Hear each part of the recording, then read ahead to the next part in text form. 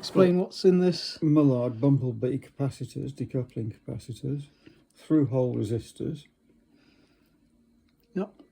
High wattage for what? Hold resistors, those we used. Oh yeah, with a hold Phillips time. electrolytic capacitors. Yep. The blue. What's these? foil. Are these 6502s or Zylogs? Or some kind of Well, DRAM? you might be able to read it, but they're probably... No, they're Mostec, I think. They're Mostec processors. So for screen text. And... Made in the UK, yeah, screen text and various fairly high-end processing capability in 1984 when this was produced.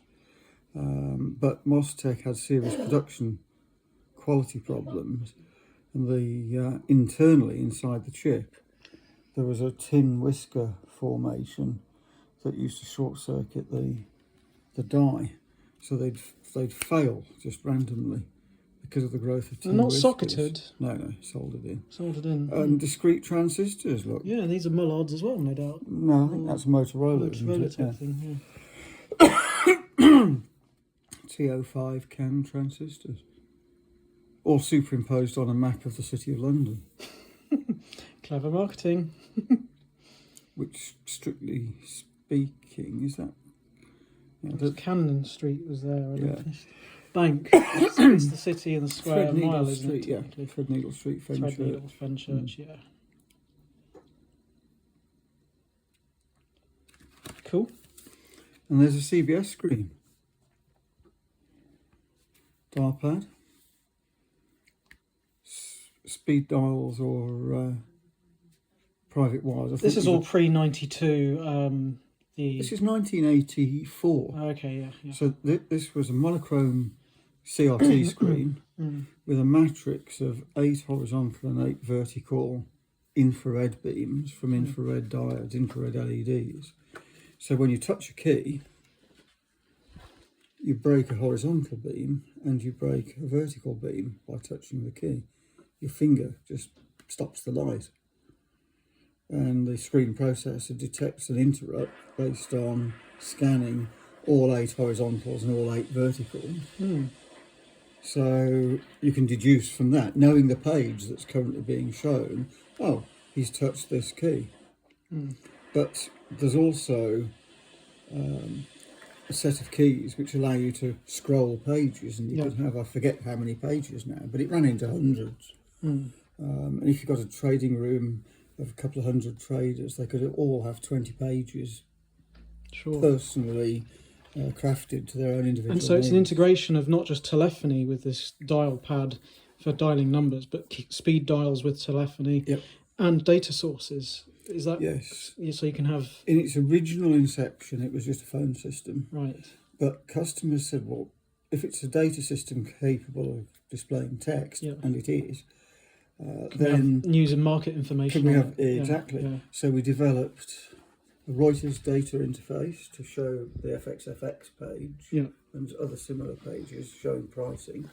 We developed a telex interface, which was absolutely horrendous because it took more racks to support the telex interface than the actual phone system itself. Minimum rack count was 3 racks, full height 6 foot, 19 inch, single-sided racks.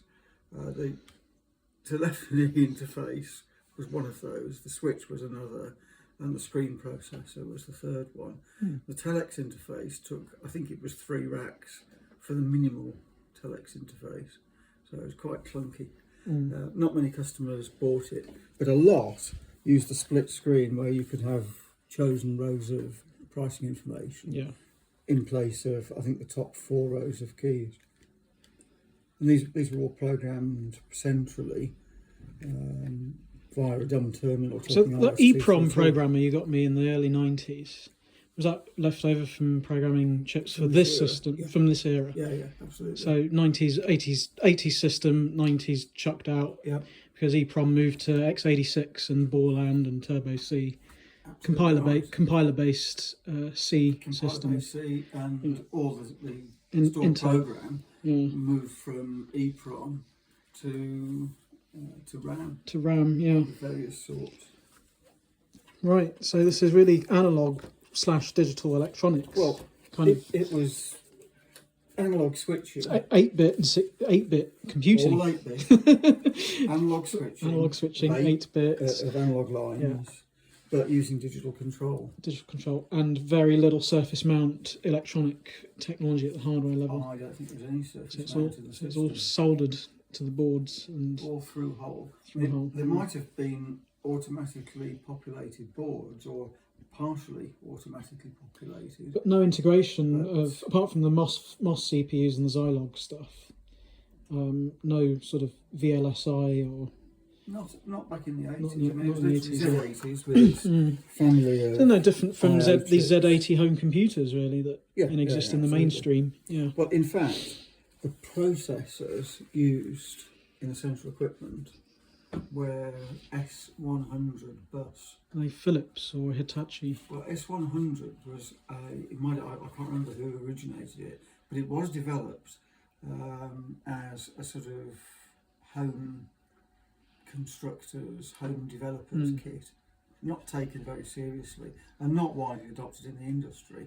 But we used two single board computers, both Z80s, both with a suite of RAM and EEPROM, and then a set of I/O chips, compatible I/O chips with the Z80. So we used one in the switch processor, which controlled the relays that did the analog switching, and another one in the video processor, which the video processor, of course, produced the pictures. And this was sent as monochrome video down a coax, 75 ohm coax, from the central equipment room to each desk. So 200 traders, 200 coaxes. 200 traders, 200 data feeds. Is that DEC stuff? No. Later.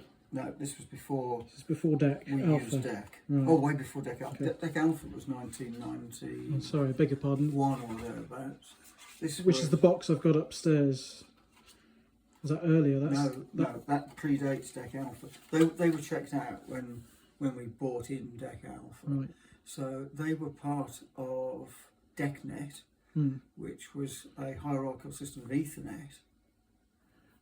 The box that you've got with your amplifier in, and Dave's the same, were originally boxes called Delnys. Right. Delny, I think, was effectively an Ethernet switch. Right, yeah. 1 in, 8 out. Might have been even 16 out. Was that used for telephony, or was that No, it was purely used for data? For RS-232 data. Right, yeah, okay.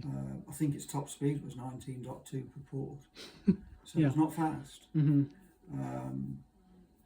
And then you had groups of these Delnys creating work areas, one RS-232 port per desk, and then they had an Ethernet structure, hierarchical Ethernet, that went to a 10 meg coaxial Ethernet.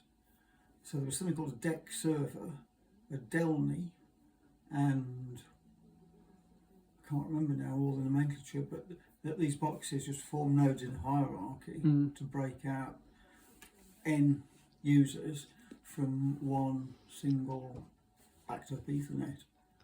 So you'd have your departments running on separate boxes, basically. You have a DEC server in department and 4 Delnys giving 50 people access. It's a bit like star topology now with Ethernet and exactly what it is. spanning tree enabled on switches to Exactly that. segregate VLANs and No subnets. different, except all the names are different. They're Yeah, it's proprietary DEC. Yeah, before it got Protocols bought by will be Compaq and HP. The protocols will be And that's the 80s stuff, isn't it? Not Yeah. the 90s sort of Intel x86 era. Yeah, I think probably. It's not TCP/IP, but very close to. very close. Because obviously Very that's a Xerox PARC patent innovation. Yes. Very close. Cool. All right. So, yeah, there you go. Yeah.